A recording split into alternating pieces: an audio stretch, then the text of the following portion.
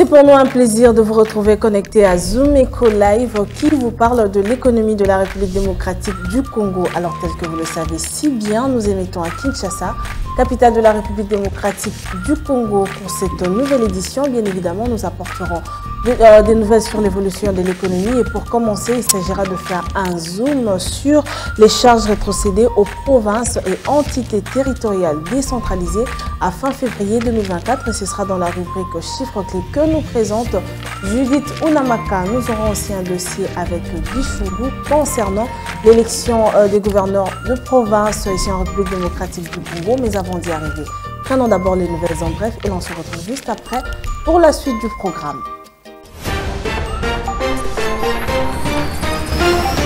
L'autorité de régulation de la sous-traitance dans le secteur privé RSP vient de démanteler un réseau des actionnaires figurants utilisés par leurs patrons au sein de 9 entreprises de sous-traitance. En effet, ces entreprises exécutaient de grands marchés au sein de sociétés principales Metalcol, Frontier, Boss Mining et Gomid installées dans les provinces du Lualaba et Okatanga. Plus de détails sur Zoom-Copanet. Le Fonds monétaire international atteint son objectif de 25 milliards de DTS, soit environ 30 milliards de dollars américains en solde de précaution. L'annonce a été faite par Kristalina Georgieva, directrice générale de cette institution de Bretton Woods, au cours d'une conférence de presse ce jeudi 17 avril 2024 à Washington, aux États-Unis. Plus de détails sur Zoom-Copanet. Attendons tous que la taille du gouvernement puisse être réduite. La taille du gouvernement en effet par son efficacité, a affirmé l'ancien ministre des Hydrocarbures, Didier Boudimbu, au sortir des consultations ce jeudi 17 avril 2024 auprès de la première ministre Judith Suminwa Tuluka à l'hôtel gouvernement à Kinshasa. À la tête de la délégation de la plateforme politique, l'autre vision du Congo est alliée. Didier Boudimbu a indiqué que leurs pourparlers ont porté sur des aspects tels que la réduction de la taille du gouvernement, le profil des animateurs, la probité morale ainsi que les propositions tournées vers le décollage du pays. Plus de détails sur Zoom-Copanet. Ils sont au nombre de 1600 ces jeunes bâtisseurs de la République ex-bandits de grand chemin que le service national a déployé à Kinshasa pour accomplir des travaux d'intérêt général. Arrivés le dimanche 14 avril 2024, de la capitale congolaise, ces éléments du service reviennent d'une rééducation étalée sur 2 ans au centre pilote de Kanyamaka CC dans la province du Olomami. Plus de détails sur Zoom-Copanet.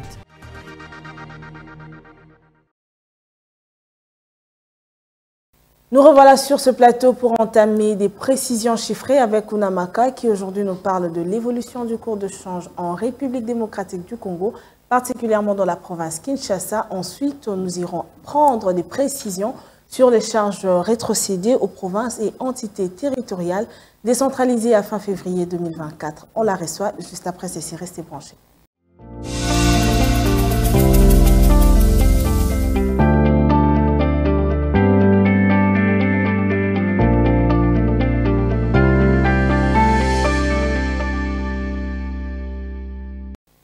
C'est parti pour des précisions chiffrées avec vous, Judith Unamaka, bienvenue. Merci. Voilà, c'est un plaisir de vous retrouver en cette fin de semaine. Déjà pour commencer, on aimerait en savoir plus sur le cours de change actuel en RDC.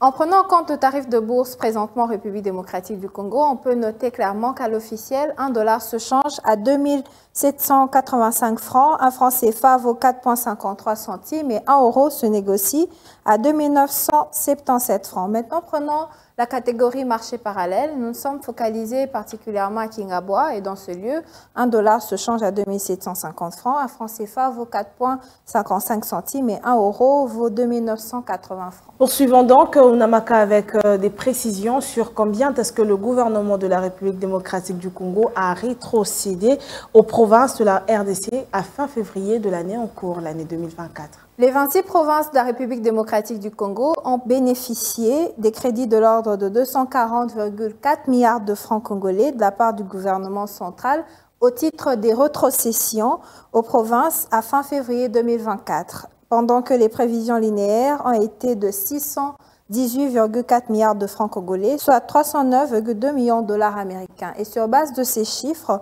il s'est donc dégagé un taux de réalisation de 38,8%. C'est ce que renseigne donc le rapport du mois de février sur les états de suivi budgétaire de la Direction générale des politiques et programmations budgétaires. Voilà, nous poursuivons avec vous, Judith Unamaka, avec des détails en ce qui concerne la part revenant à la ville-province de Kinshasa en particulier. Sur 240,4 milliards de francs congolais, la province de Kinshasa a reçu à elle seule 63,3 milliards de francs congolais, soit 51%, et le reste des provinces se sont contentées uniquement de 177,1 milliards de francs congolais, soit 35,8%. Clôturons avec cette toute dernière question. Unamaka, dites-nous quelle est donc la clé de répartition de cette enveloppe globale du gouvernement? D'après le document, l'enveloppe de rétrocession allouée aux provinces et entités territoriales décentralisées, ETD, était destinée aux rémunérations et entités du pays qui se sont élevées à 240,4 milliards de francs congolais. Alors, les prévisions budgétaires en faveur des crédits liés aux rémunérations des provinces et ETD au cours de cette période ont été fixés à hauteur de 262,1 milliards de francs congolais. Merci à vous, Judith. Je rappelle qu'aujourd'hui, il était question des charges rétrocédées aux provinces et entités territoriales décentralisées durant la fin du mois de février 2024. Merci encore d'avoir répondu présente pour les précisions chiffrées ici sur le plateau de Zoom Eco Live. Merci à vous, c'était un plaisir. Élection des gouverneurs des provinces, la campagne débattra déjà le 25 de ce mois et déjà ça bouge dans les QG des partis politiques et nous, Zoom Eco Live, avons pris l'engagement de vous présenter les profils des différents gouverneurs et pour en parler, nous recevrons Guy Chungu qui fera son entrée juste après ceci. Et voilà, il est déjà avec nous et nous le recevons. Guy Chungu, bienvenue à vous. Merci beaucoup. C'est un plaisir de vous retrouver pour le camp du dossier. Alors avec vous, nous parlons des élections des gouverneurs des provinces ici en République démocratique du Congo. Alors, quel est, selon vous, qu'est-ce que l'on doit retenir donc de ces différents portraits? Alors, nous venons vous proposer un portrait d'un candidat gouverneur de la ville-province de Kinshasa. Zoom Eco s'est ouvert et s'est substitué en une tribune pour faciliter aux téléspectateurs de mieux connaître ces différents candidats gouverneurs en lice pour cette conquête de la ville-province de Kinshasa. En tout cas, nous sommes très ouverts, nous avons donné l'opportunité à tous ces candidats, on parle d'une trentaine, de nous approcher, de venir parler d'eux, vendre leur image afin que nos téléspectateurs sachent clairement qui vous êtes et quel bagage intellectuel vous avez pour la gestion de la ville-province de Kinshasa. Mais il y a un fait que nous déplorons avant de présenter le profil de ce candidat gouverneur qui nous a approchés. Vous allez le connaître, la surprise, je la garde pour la fin. Il y a un fait. Le fait, c'est l'ingérence politique. Et la thématique du jour nous parle de lorsque la politique tue l'élite. Pourquoi cette thématique? Parce que nous avons constaté depuis un temps, et même dans un passé proche, l'ingérence de la politique qui sacrifie l'élite. Vous verrez même pour les élections, l'élection des députés ou les élections législatives, c'est la politique qui s'ingère. La désignation des mandataires pour la gestion des entreprises publiques, la politique s'ingère. Et même plus loin, vous verrez que même dans de petits détails, la politique ne lâche pas prise. C'est vrai qu'il y a un adage qui dit, lorsque vous ne vous occupez pas de la politique s'occupera de vous. Mais ici, nous aimerions ressortir le fait que l'élite est également important. Il faut, cette fois-ci, puisque le chef de l'État l'a dit clairement, nous devons éviter de retomber dans les erreurs du passé. Il faudrait que cette fois-ci, que la chance soit également accordée à l'élite, même si la politique sera impliquée ou associée, mais qu'il y ait beaucoup plus de chance accordée à l'élite. Pourquoi je le dis? En ce moment, vous allez le constater avec moi que dans tous les QG des partis politiques, ça tourne dans tout le sens. Oui, ça bouillonne. Pourquoi? Parce qu'il faut se choisir un candidat gouverneur. Et deux fois, il y a ce que nous appelons de mots d'ordre qui sont lancés et même imposés aux différents députés provinciaux, même plus loin de menaces pour dire si vous ne vous rangez pas derrière tel ticket, en tout cas, sachez-le bien, vous n'obtiendrez pas gain de cause. Mais moi, je considère ces élections comme une salle de classe. Je vais être plus précis. Ces députés se connaissent. En tout cas, pour ce qui concerne la ville-province de Kinshasa, c'est une quarantaine à peu près. Ils ont l'habitude de se fréquenter, ils se sont acclimatés. Vous n'allez pas demander à des gens qui se connaissent, qui connaissent leurs forts et même leurs faibles, de se laisser dicter sous influence politique. Puisqu'ils connaissent qui est fort, ils connaissent qui est faible, ils connaissent quelles compétences tel ou tel autre a, ils connaissent qui a déjà fait quoi. Je pense que l'occasion se présente pour demander à la politique de se retirer un tout petit peu ou carrément d'accompagner le choix qui sera porté sur le ticket rationnel qui sera porté. Vous verrez des mots d'ordre qui viennent de gauche et de droite pour dire notre choix, c'est tel candidat. Mais le candidat que vous choisissez, peut-être qu'il est le piètre de tous. Est-ce que les députés provinciaux doivent accéder dans le sens de valider votre choix parce que simplement la politique a 10 mots et les gens doivent se taire, ou il faudrait carrément laisser la chance à ces différents députés provinciaux de se choisir l'un d'eux qui est capable, bien sûr l'un d'eux, je le dis, qui est capable de défendre la chose et même d'assumer la responsabilité. Moi, je pense que les députés provinciaux qui nous suivent en ce moment, c'est une analyse avant de présenter le portrait de ce candidat qui s'est ouvert à nous. Les députés provinciaux doivent se réveiller un tout petit peu. L'argent, on en a toujours besoin, mais ici, c'est une question d'honneur, une question de responsabilité dans la gestion de la chose publique. Le parti politique ne doivent pas toujours vous prendre d'assaut, ne doivent pas toujours vous emprisonner, vous ménoter. Et donc, selon vous, lorsque la politique tue l'élite, il faut donner la chance à la méritocratie, c'est ça? Ici, je dois préciser que c'est le moment que ces députés se réveillent pour faire les choses un peu différemment. Si hier, c'était des mots d'ordre qui vous venaient ci et là pour porter votre choix sur le candidat, voilà, selon les accords politiques, cette fois-ci, essayez de voir un peu différemment et de faire un peu différemment afin que l'intérêt de la population trône. Si vous le permettez, nous allons donc prendre ce portrait qui nous est proposé par nos équipes de Zoom-Eco et on reviendra, bien sûr, avec votre autorisation pour les commentaires.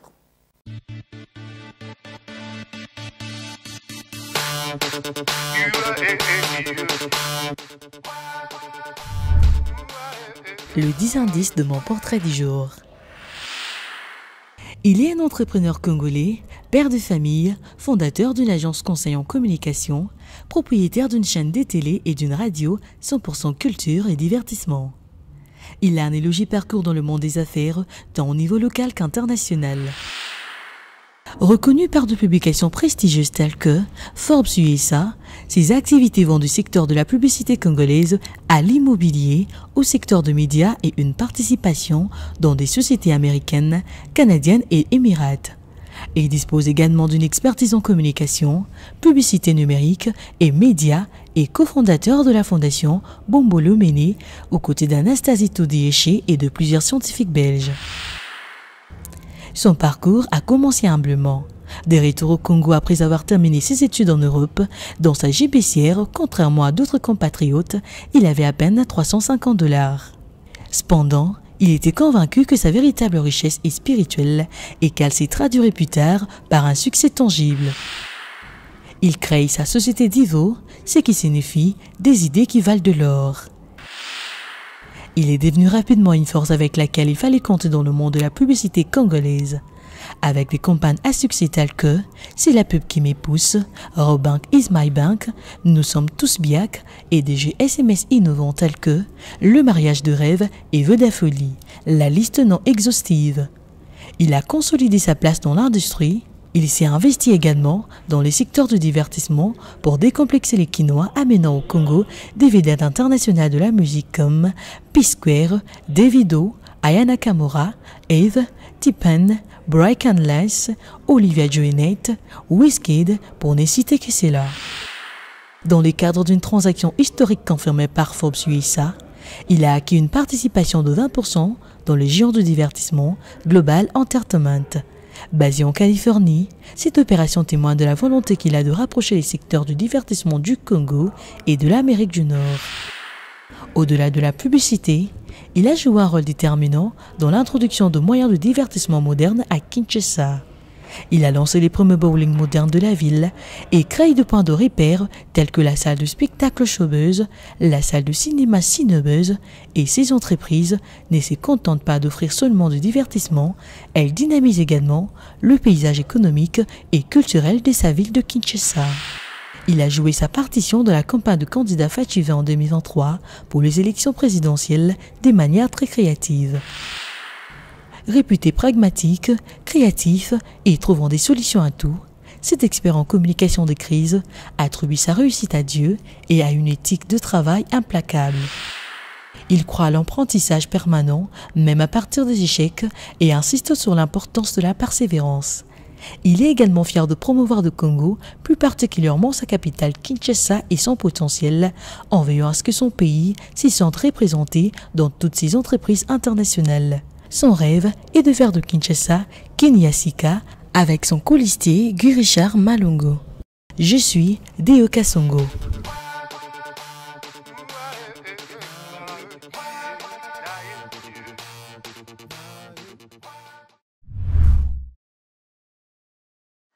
Voilà, vous avez suivi, c'était donc le portrait de M. Deo Kasongo, qui est candidat gouverneur pour la ville-province de Kinshasa.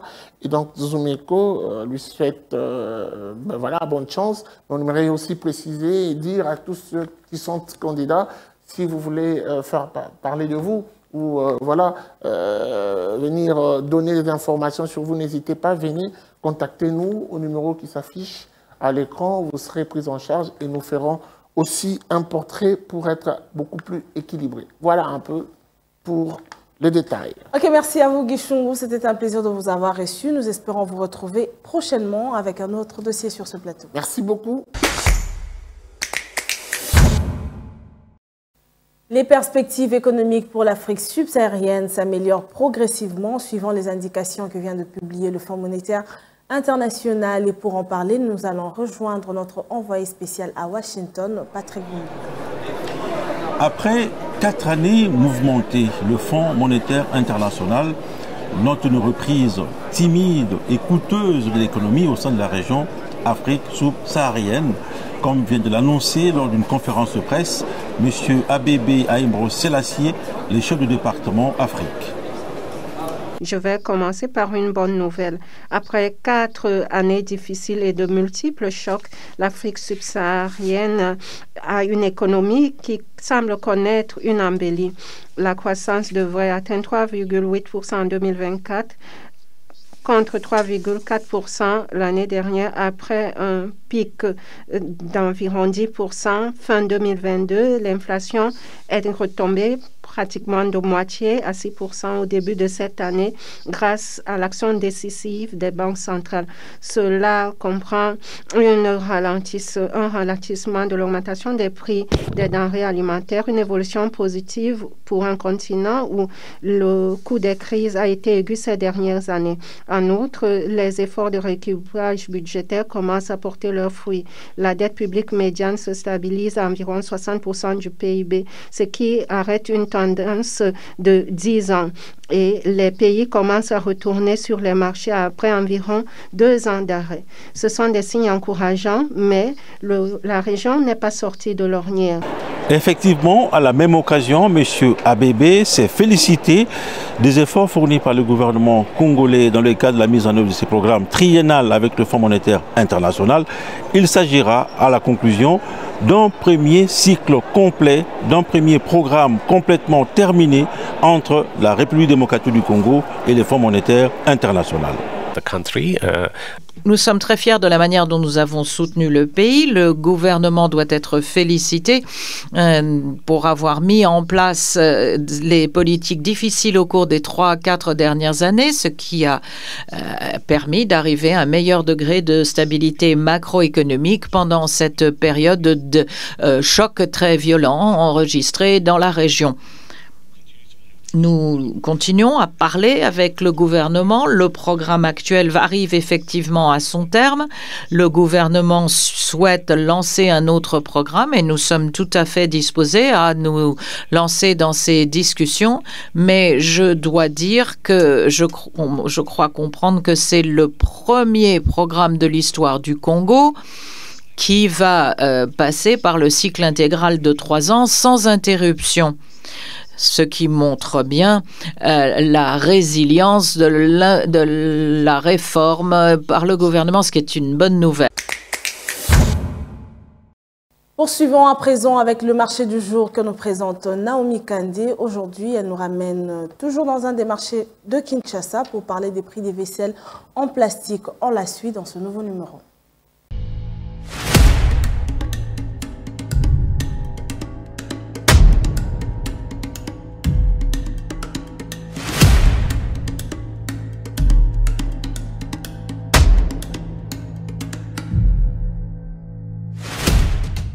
Bienvenue dans ce numéro de Zoom Wendy. Savez-vous que la vaisselle en plastique réutilisable est considérée comme la plus durable?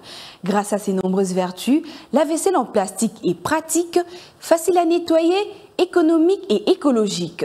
Sans plus attendre, découvrez dans ce numéro de Zoom Wendy le prix de quelques vaisselles en plastique réutilisables vendues au grand marché de la ville. C'est tout de suite.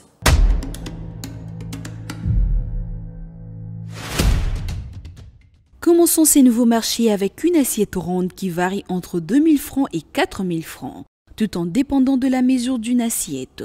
Vous pouvez également vous procurer un ensemble de couverts en plastique de deuxième qualité au prix de 3500 francs. La première qualité d'un couvert coûte 1000 francs la pièce. Pour les admirateurs des assiettes en forme carrée, le prix se fixe à 3000 francs.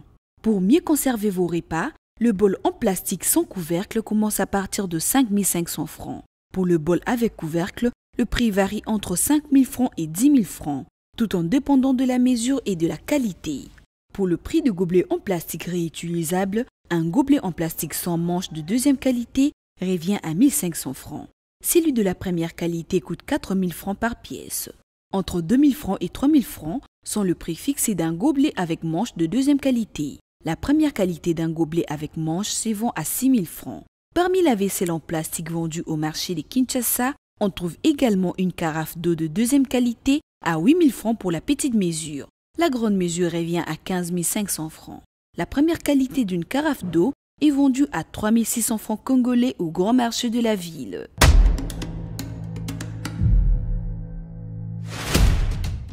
Merci de nous avoir suivis sur Zoom Wendy. Restez connectés sur Zoom Eco Live. Au revoir.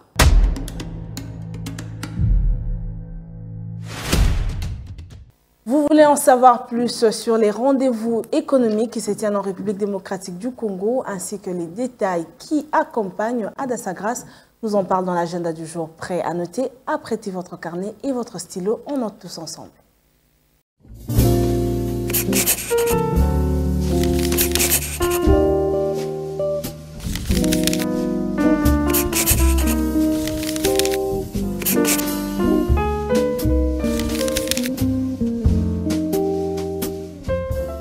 Bienvenue à l'agenda, voici des entrevues du jour.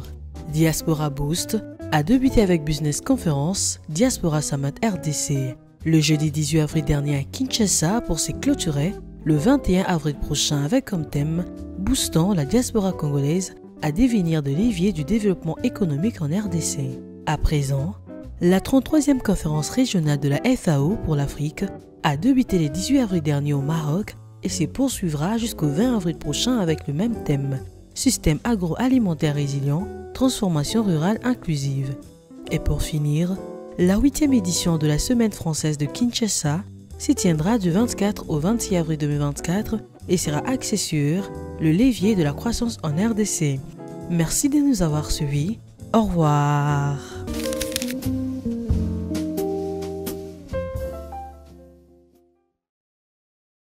Et avant la fin de cette édition, prenons à présent article 15 qui aujourd'hui frappe à la porte d'un conducteur automobile qui nous partage son quotidien. Suivez. Débrouillard jamais, jamais, jamais. Débrouillard jamais, jamais, jamais. Débrouillard jamais.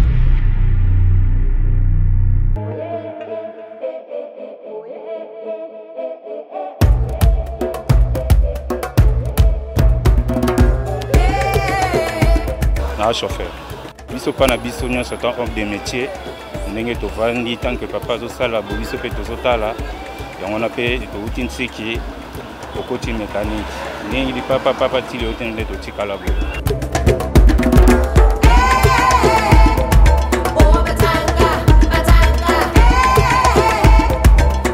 Ana mwasi na bana ça fait déjà 7 ans yango banda déjà na bila yango na kande na sala de l'esela nga mwasi ezole esela nga ibana ezobokola pe bande ko bele.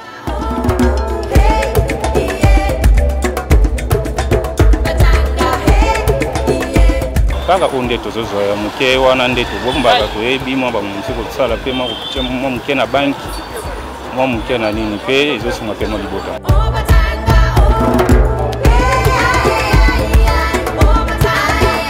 Ça dépend de la journée, ceux qui nous ont balungé, moi journée on paie moi 50 000 francs. Au-delà de la c'est de part à la journée n'engagez pas. On a bombe par jour, on a bombe à 30 000 francs. Ça contient. Ça dépend, nous sommes dans la table à 300 000 francs. Ça dépend de l'année naturelle à Rambon.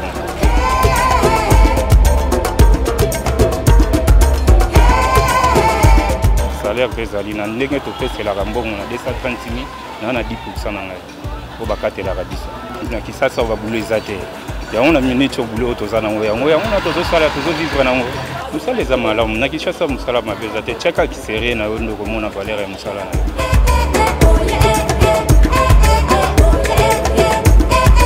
conseil européen ça va ngomba e baka ko tambongo mobulo wana zana importance te na mabambo wana soki lelo bakangi o kelelo prison o kelelo o mona tozo zongisa vina o kaka sima esika bamisala ezebele bamétier ezebele na balabala na esika okende kosala loyenge ekende mona esika moko vanda ekola mosala banda 6 mois 7 mois oyeba da mosala no maboko.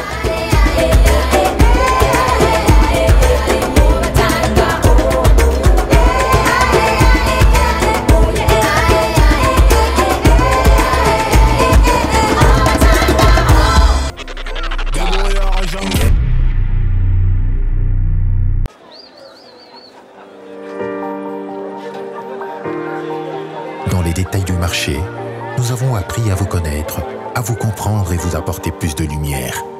Désormais, avec vous, c'est parti pour un voyage de rêve vers une destination meilleure. Ensemble, découvrons le civisme fiscal et la bonne gouvernance dans la gestion de la Res Publica grâce au décryptage de l'actualité économique du pays avec des chiffres clés. Avec une équipe de professionnels, découvrez le quotidien des Congolais en exclusivité à travers des dossiers et analyses approfondies. Zoomeco TV, la référence de l'actualité économique en RDC.